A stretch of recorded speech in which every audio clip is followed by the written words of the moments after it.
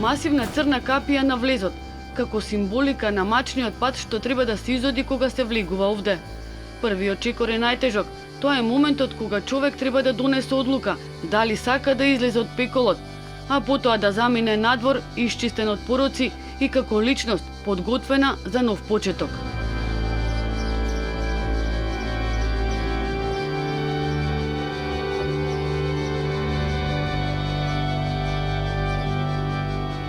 Покров е еден вид чистилиште за сите оние луѓе кои тргнале по погрешен пат во животот. Оваа тераписка заедница сместена во струмичкото село Баница и веќе 6-та година е место за сите оние кои бараат спас од зависноста од дрога, алкохол или коцка. Целиот процес трае 18 месеци, а според онаа народната, кој преживее, ќе раскажува. Ова патешествие го минал Димитар Георгиев. Половина од неговиот живот или 17 години бил зависник од дрога. Почнал уште како тинејџер, но не ни помислувал дека долго време дрогата ќе му го управува животот и ќе завладее со неговиот ум.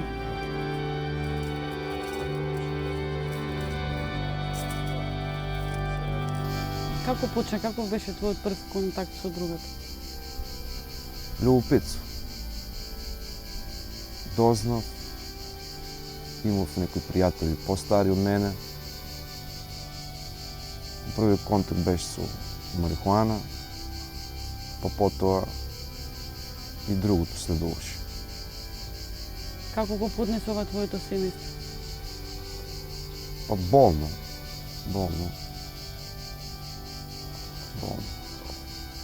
Превидејќи живеев само со татко ми. И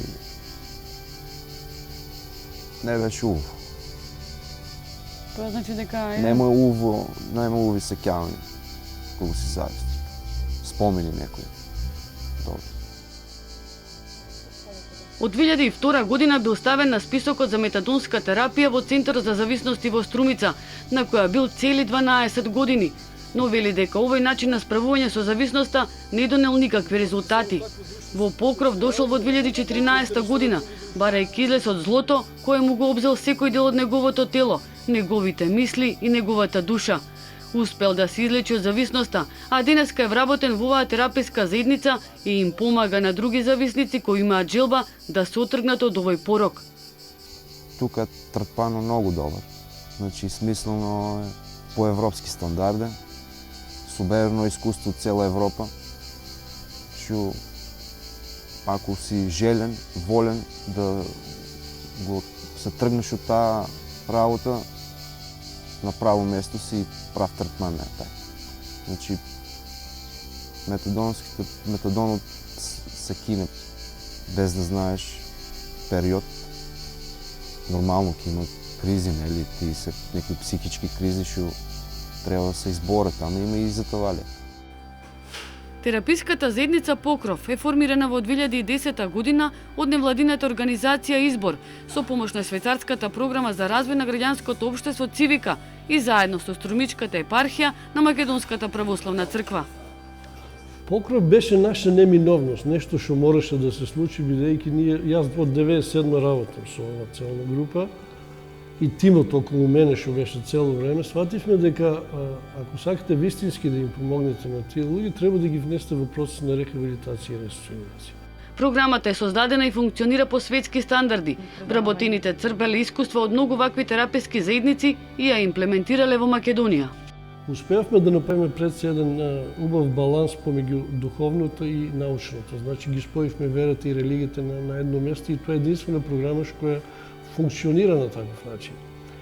Успеавме на нашите клиенти да им направиме безболен детокс, што е многу важно за нив, бидејќи тоа се нивните страхови се врзани за да влезат во процес на рехабилитација, нивните страхови се врзани токму за абстиненцијалните кризи предизвикани од детоксот. Во изминатите 6 години низ Покров минале околу 140 луѓе. Некои останале и издржале, други не успеале да се победат себе си и повторно се препуштиле на пороците. 20 луѓе успешно ја завршија програмата. Од тие 20 луѓе, еден од нив направи рецидив, меѓутоа брзо се врати во една стабилна состојба, така да тој е доста висок процент. Ние се уште сме во контакт со тие луѓе. И се уште работиме со нив, односно одржуваме една мрежа на соработка за да може да им бидеме тука присутни во смисол на помош ако некогаш имаат потреба од тоа. Билјана Мицева, која во Покров е од самиот почеток, објаснува дека целиот процес трае година и половина и е поделен во 4 фази. Првата фаза ние нарекуваме фаза на адаптација и фаза на детоксификација, во која што клиентите кои што доаѓаат тука се адаптираат на овие услови и учат правила како што и што ќе се случува овде во однос на нивниот престој тука. И во исто време се случува процесот на детоксификација на оние клиенти кои што имаат потреба од тоа. И потоа кога ќе заврши тој процес се работи психосоцијална терапија. За време на престојот во Покров, клиентите можат да контактираат единствено со лице од доверба, еднаш неделно преку писма, телефони преку интернет. Исто така клиентите имаат посета еднаш месечно од членовите на нивното семејство. Мицева објаснува дека втората фаза во терапијата е фаза во која всушност почнува лекувањето. Таа фаза трае некаде од прилика до 12-тиот месец и клиентите се вклучуваат секој ден, значи во групна психотерапија.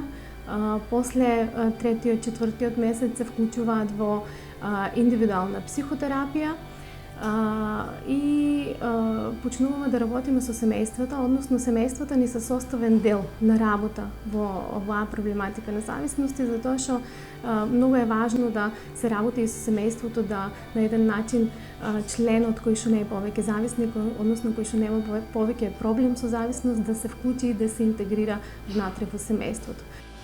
Цело време овде со нив е монах од манастирот Водоча, кој го определува владиката на Струмичката епархија. Тој е со нив на молитвите, кои се секојдневие за време на нивниот престој, но и тогаш кога им е потребен совет или сакаат да се исповедаат и да си отворат душата.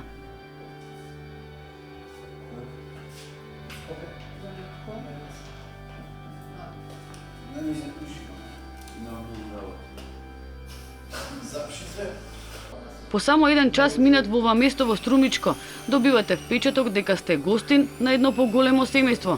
Сите имаат поделени обврски, точно определено време за појадок, работни задачи, одмор и дружење.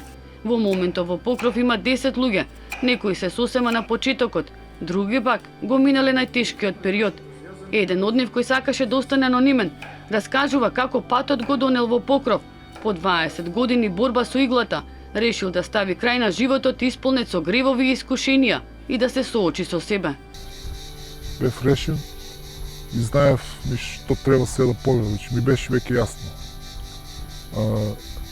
Дојдов со голема желба да минатото веќе некако е преку глава, значи тоа што го поминат луѓето што ме знаат, што ги знам, трпат сите околу мене, значи фамилијата ми трпа, значи реши веќе од тоа да се операса.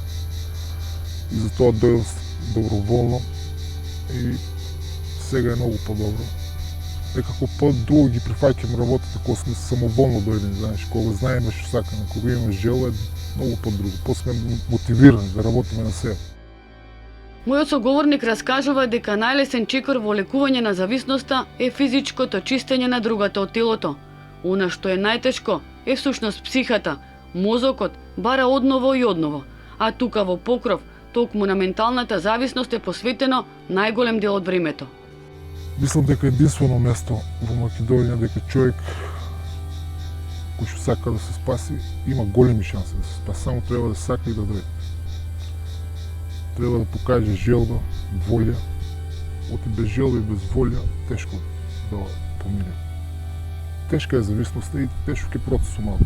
Детоксот е лесен, значи трае 3 месеци максимално, ама тука се работи после на психата, на едноставно како да не дојдеме до рецидив, како да се соочиме напред со нашето минато, со тоа што сме го живееле. Покров е издигнат над земјиште кое со децении го користела војската. Дел од објектите се реновирани, но има и згради кои се уште се руинирани.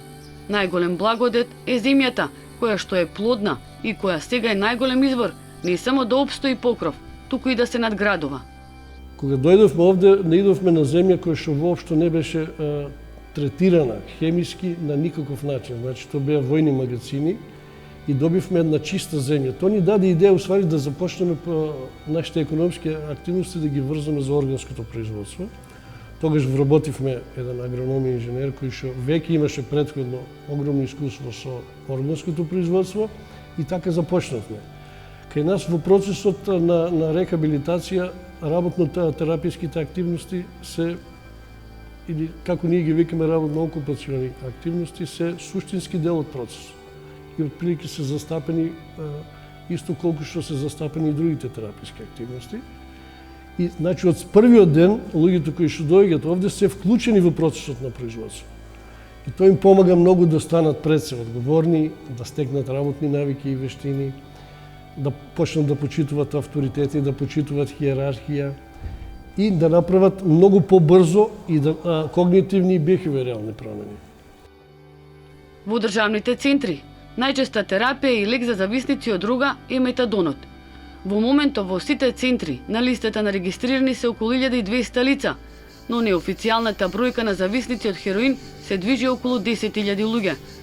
Моите соговорници кои се паталци сведочат за лошиот третман на државата кон зависниците и немањето систем за ресоциализација и реинтеграција на овие луѓе.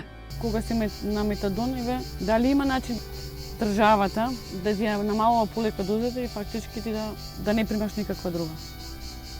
Има, да. Ама не се замарат за те. Туку си на списокот. Они тој период гледаа само да не тргнат од улицата и да не правиме проблем.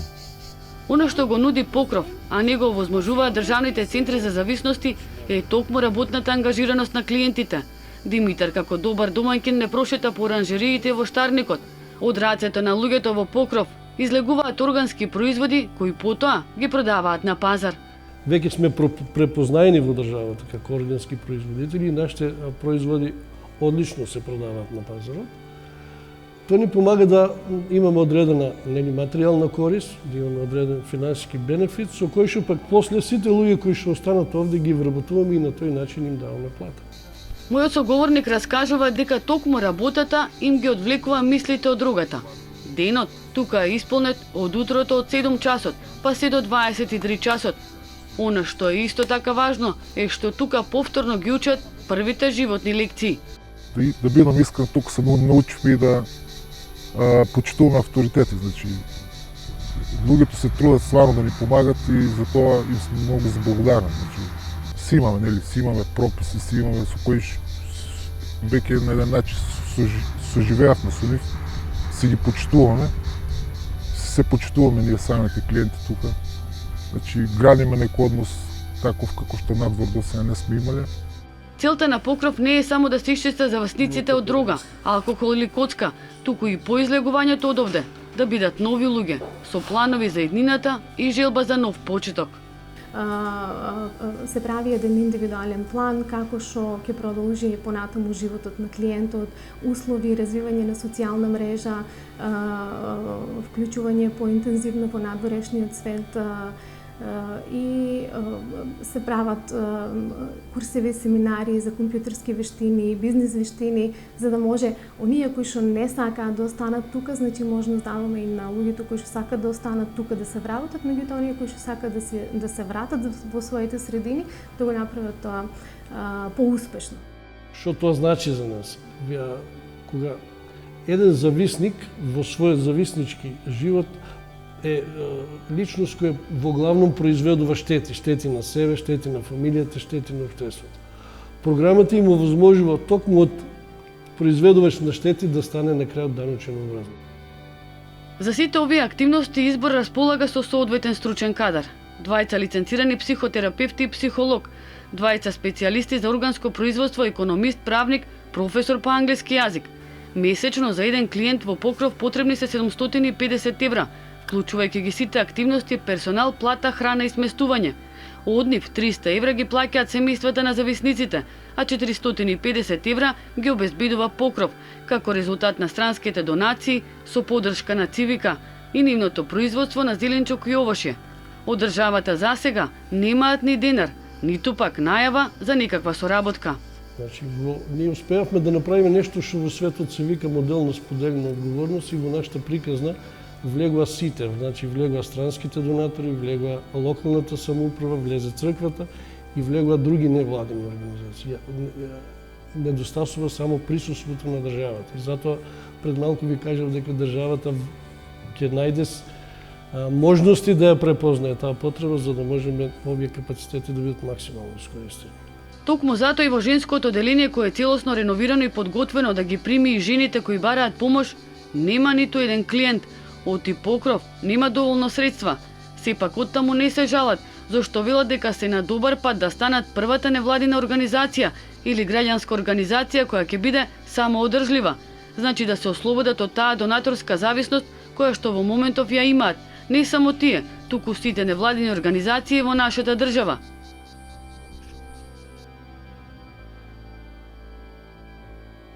На заминување од покров го прашав мојот соговорник дали ќе успее да одолее на искушението и колку е уверен да обстои на заветот кој самиот си го дал.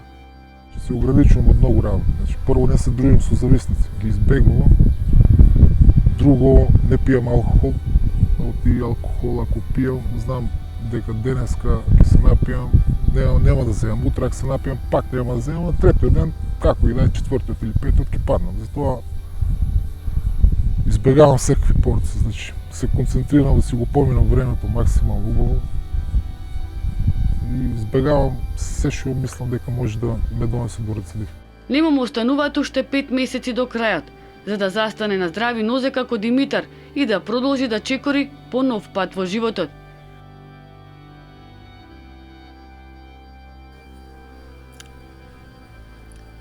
Димитар успеа да излезе од пекалот, а како предупредување за она што бил и што е сега, се сликите од минатото кои никогаш нема да ги заборави.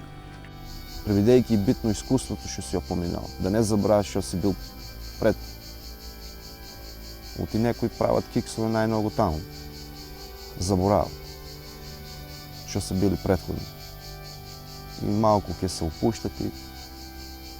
Значи со таа работа нема опуштање. Мора да си стабилен. Се каеш ли? Па нормално. Ако не се покаеш, ќе нема спасение. Заминуваме одовде со надеж дека секој кој што ќе влезе овде, ќе го најде своето спасение. И кога зад себе ќе ја затвори капијата и ќе излезе од ова чистилиште, за секогаш ќе стави крај на злото, кое лесно обзема, а тешко се излегува од кругот.